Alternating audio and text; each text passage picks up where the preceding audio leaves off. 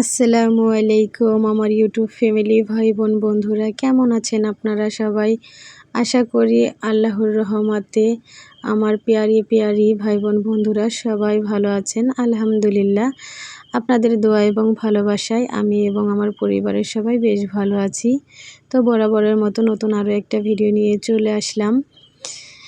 তো শুরুতে চলে যাচ্ছি কোথায় যেন। আসলে এই পথঘাট এত চেনা, এত মায়া ভরা, এত হাসি কান্না বা মোহাব্বতের তা বোঝানো যাবে না। কারণ এই পথঘাটগুলো হলো বাবার বাড়ি যাওয়ার রাস্তা। আর এই রাস্তায় যে যখনই যাবে তখনই কিন্তু সে আবেগময় হয়ে যায়, বিশেষ করে মেয়ে মানুষ। কারণ বাবার বাড়ি তাদের কাছে একটা অনুভূতির জায়গা।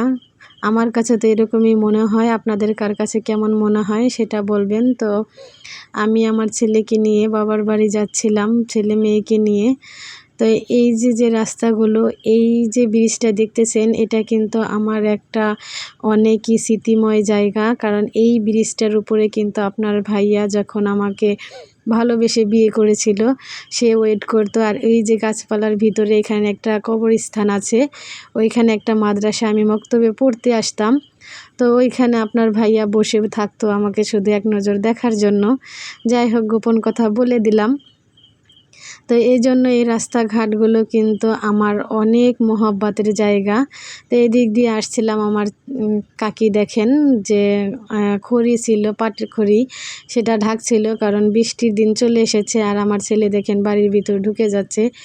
আর এই দেখেন আমার বাবার বাড়ি, আমার ভাইয়ের বউরা সবাই মিলে এতটাই ব্যস্ত দিন পার করছে তা বলার মতো না। কারণ অনেকটাই ব্যস্ততার দিন পার করছে। কারণ আমাদের এখানে অনেক রসুন উঠেছে, রসুনের সিজনাল। আর আমাদের এখানে কিন্তু আমার বাবার বাড়ির এখানে অনেক রসুন হয়। আর এই রসুনের জন্য কেউ কারো মনে করেন যে একটু সময় দিতে পারে না। আর কে কাকে হেল্প করবে, সবারই প্রচুর পরিমাণে রসুন উঠেছে। একটু ঝামেলা হয়ে গেছে, হঠাৎ করে বৃষ্টি আসাতে রসুনগুলো নষ্ট হয়ে যাচ্ছিল। তো দেখেন, এটা হলো আমাদের বাড়ির কোল, যেখানে মাঠ ভরা কিন্তু রসুন, সেগুলো ওটা দেখালাম। আর এই দেখেন গাছপালাগুলো, আসলে এই জায়গাগুলো কিন্তু এরকম ছিল না। আমরা যখন ছোট ছিলাম অনেকই পরিষ্কার ছিল। আর এটা একটা মাঠ ছিল, ছেলেরা ক্রিকেট খেলতো। আর আমরা বউছি, গোল্লাছুট, যারা জানেন, আমরা কিন্তু এই সমস্ত জিনিস খেলতাম। আসলে এখনকার বাচ্চারা শুধু ফোন নিয়ে থাকে, ওরা তো আর খেলাধুলা করে না। কিন্তু আমাদের সময়টা কিন্তু আমরা এই জায়গাটায়, বিশেষ করে ওই যে সাদা রসুন দেখছেন, ওইখানটায় কিন্তু এক ছাড়া আমরা খেলাধুলা করতাম। একবার স্কুল থেকে আসলে আর আমরা বাড়ি ফিরতাম না। অনেক ডাকাডাকি করতো, সন্ধ্যা হয়ে যেত, তাড়াতাড়ি আসো, কিন্তু আমরা আসতাম না। তো এই দিকে দেখেন আমার চাচিরা সবাই মিলে কিন্তু রসুন কাটতেছিল, আমি একটু ভিডিও করছিলাম। আর বলতেছিলাম যে আমরা সারাদিন রান্না বান্না করে কতটুকু কাজ করে একদম হাঁপিয়ে যাই, কিন্তু তোমরা কতটাই কষ্ট করছিলে।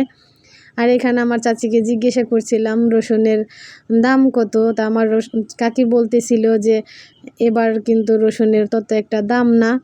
তো যাই হোক, এখন রসুনগুলা বিক্রি করবে না, একটু শুকিয়ে বস্তা ভরে রাখবে, তারপরে একটু দাম হলে অবশ্যই বিক্রি করবে। আর আমাদের এখানকার রসুনগুলা তাড়াতাড়ি বিক্রি করে না, অনেক কষ্ট করে জিরাত করে। তো তাই আমি ঘুরে ঘুরে দেখছিলাম। যেমন আমরা মেয়ে হয়ে যেরকম কাজ করি কম, ওরকম আমার ভাইয়ের বউদের দিয়ে কিন্তু অনেকটাই কম কাজ করানো হয়, কারণ ওরাও আমাদের মতো শৌখিন। যাই হোক, আপাতত আমাদের কোনো জিরাত আসেনি, কারণ আমার বাবা মা ঢাকা ছিল, এই তো এসেছে ঈদের সময়। আর যাবে না ঢাকাতে, এখন থেকে দেশেই থাকবে। আর আমার এই সব রসুনগুলো কিন্তু আমার কাকিদের। তো এই দেখেন আমার কাকিরা কিন্তু এই কাজ করছিল। আর এই যে জায়গাটা দেখছেন, এটা রসুন কাটতেছিল আমার কাকিদের রসুন, কিন্তু আমার কাকার রসুনগুলো কাটতেছিল। কিন্তু আমি এখানে এসেছিলাম একটা কাজ করার জন্য, সেটা হলো এই যে বাচ্চাটা দেখতেছেন, ওরে কিন্তু 3 মাসের বাচ্চা রেখে ওর বাবা মারা যায়।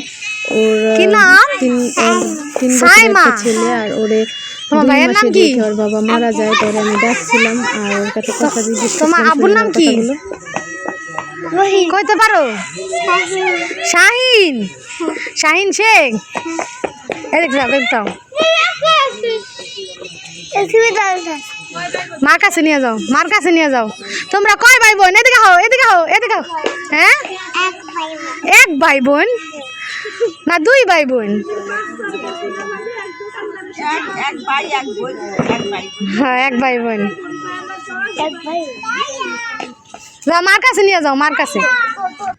তো আমি ওই বাড়িতে গিয়েছিলাম শুধু ওর টাকা কড়া দেওয়ার জন্য, আর সবাই কিন্তু ওদের জন্য দোয়া করবেন, ওরা যেন বড় হয়ে মানুষের মতো মানুষ হতে পারে। আসলে দুনিয়াতে বাবা না থাকলে, মা না থাকলে দুনিয়াতে কিছুই থাকে না।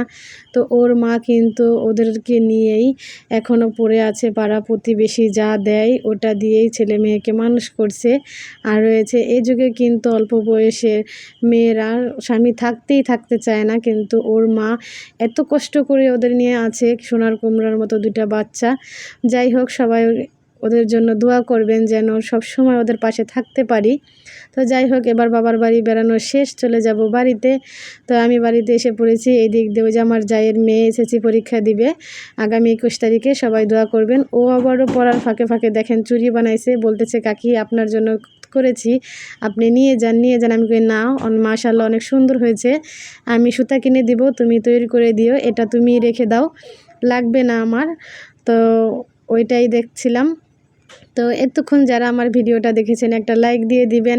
লাইকটা চেয়ে নিলাম, আপনার একটা লাইক আমার ভিডিওটা আরও 10 জনের কাছে পৌঁছে দিবে। তাই এই বলে এখানে বিদায় নিচ্ছি। আল্লাহ হাফেজ, সবাই ভালো থাকবেন, সুস্থ থাকবেন।